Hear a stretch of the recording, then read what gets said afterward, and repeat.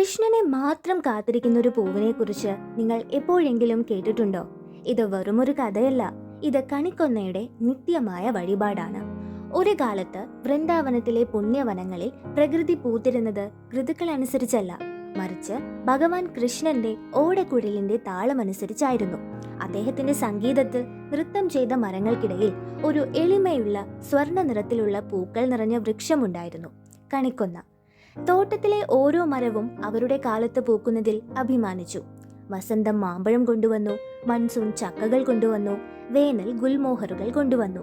എന്നാൽ ക്ഷേത്ര വിളക്കുകൾ പോലെ ആടുന്ന മഞ്ഞ പൂക്കളുള്ള കണിക്കൊന്നയ്ക്ക് ഒരേ ഒരു ആഗ്രഹമേ ഉണ്ടായിരുന്നുള്ളൂ: കൃഷ്ണനു വേണ്ടി ഞാൻ പൂക്കാൻ ആഗ്രഹിക്കുന്നു, ഋതുക്കൾക്കനുസരിച്ചല്ല, എന്നേക്കുമായി.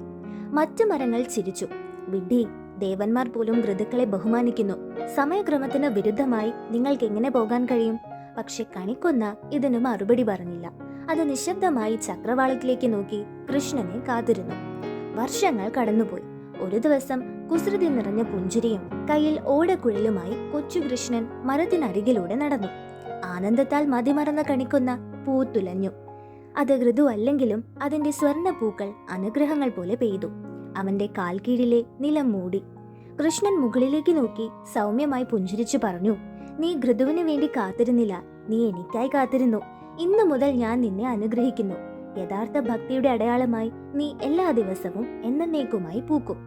അങ്ങനെ ഇന്നും ഭാരതഭൂമിയിൽ ഓരോ പൂവും അതിൻ്റെതായ സമയം തിരഞ്ഞെടുക്കുമ്പോൾ കണിക്കൊന്ന നിയമങ്ങൾ ലംഘിക്കുന്നു. ഒരു ഭക്തന്റെ നിത്യസ്നേഹത്തിന്റെ കഥ മന്ത്രിച്ചുകൊണ്ട് അത് എല്ലാ ദിവസവും പൂക്കുന്നു. വിഷുവായാലും ഒരു സാധാരണ പ്രഭാതമായാലും ആ സ്വർണ്ണ ചങ്ങലകൾ കാറ്റിലാടുന്നത് നിങ്ങൾ കാണുമ്പോൾ അത് ഇപ്പോഴും കൃഷ്ണന് സ്വയം സമർപ്പിക്കുന്നുണ്ടെന്ന് അറിയുക. നിശബ്ദമായി, എളിമയോടെ, എന്നേക്കുമായി.